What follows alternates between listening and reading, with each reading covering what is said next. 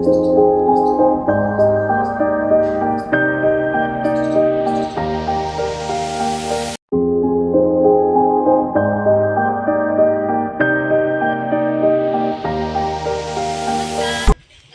Of nature या माझ्या YouTube चॅनलवर मी सर्वांचे स्वागत करीत आहे। आज मी तुम्हाला एक अनोखी अशी आणि गुणकारी अशी रानभाजीची ओळख करून देणार आहे। बघा,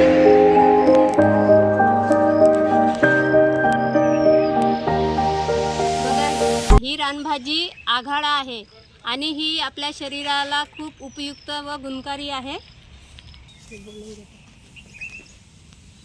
आपण असे कोवडे कोवडे पानं आणि याचे कोवडे देठ आपण खुडून घेऊ आणि मग याला स्वच्छ धुवून बारीक चिरून याच्यापासून खूप छान भाजी बनवू। मध्ये इतके महत्त्वाचे गुणकारी फायदे आहेत। याचा जर आपण जेवणाच्या पूर्वी जर या पानाचा काढा घेतला तर पाचक रस वाढून आपल्या शरीरातील पचनक्रिया सुधारते आणि जेवणानंतर जर घेतला तर आपल्या शरीरातील होणारी जी ॲसिडिटी आहे ती खूप कमी होऊन जाते। या भाजीचा जर आपण याच्या रसासोबत मध मिसळून जर आपण घेतलं तर आपल्या शरीरामध्ये होणारा दमा कफ हा कमी होऊन जातो। तसेच या आघाड्याची भाजी जर आपण अधूनमध्ये खात राहिलो तर आपल्या जे फळाचा जो विकार आहे त्याचा पण प्रादुर्भाव किंवा त्याचा पण आजार हा कमी होऊन जातो। तसेच याच्या जर आपण कोवड्या फांदीने जर दात घासले तर आपली दातदुखी कमी होऊन हिरड्याचे सुद्धा प्रॉब्लेम नाहीसे होतात। अशी ही गुणकारी अशी रानभाजी आहे। तर या रानभाजीपासून आपण भाजी कशी बनवायची त्याची मी रेसिपी तुम्हाला दाखवणार आहे। बघा, या भाजीचे आता मी हे असे देठ खुडून बाजूला केले आणि हे पानं खुडून घेतले। याला मी आता छान धुवून घेणार व बारीक चिरून घेणार। हे बघा, मी आता आघाड्याची भाजी छान स्वच्छ धुतलेलं आहे।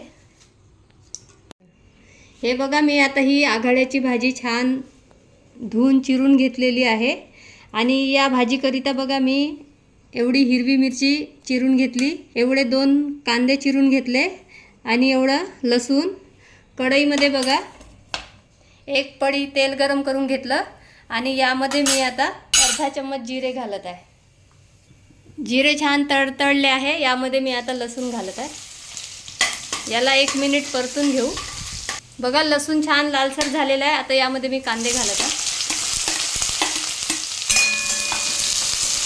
कांदे 2 ते 3 मिनिट परतून घेऊ।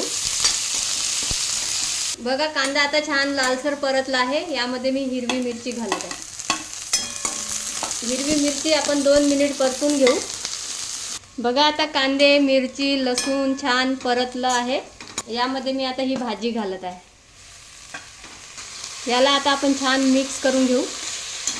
यामध्ये बघा आता चवीपुरते मीठ घालत आहे। हिरव्या भाज्या हा दिसायला जास्त दिसतात पण शिजल्यानंतर कमी होतात, त्यामुळे आपण भाजीचा अंदाज घेऊन मीठ घालायचं।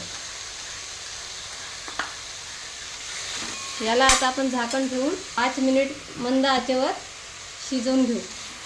5 मिनिट झाल्यानंतर बघू आपण। भाजी छान शिजलेली आहे। यामध्ये बघा एवढं बेसन घालू आणि हे छान मिक्स करून घेऊ। यामध्ये मी हळद घालायचं विसरली, बघा थोडी हळद घालू।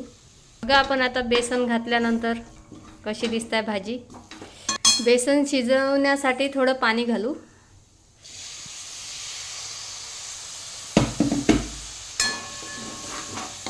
आता याला आपण अजून 2 ते 3 मिनिट मंद आचेवर झाकण ठेवून शिजवून घेऊ। बघू, आता आपण भाजी छान शिजलेली आहे आणि ही खायसाठी पूर्णपणे तयार झालेली आहे।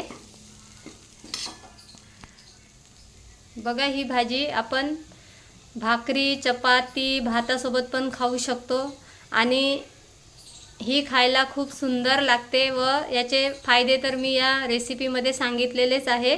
त्यामुळे सर्वांनी हा व्हिडिओ बघून तुम्ही पण अशी आघाड्याची रानभाजी बनवून नक्की खा व स्वस्थ रहा। आणि माझी रेसिपी तुम्हाला आवडली असेल तर माझ्या चॅनलला लाईक सबस्क्राईब व शेअर करा। धन्यवाद।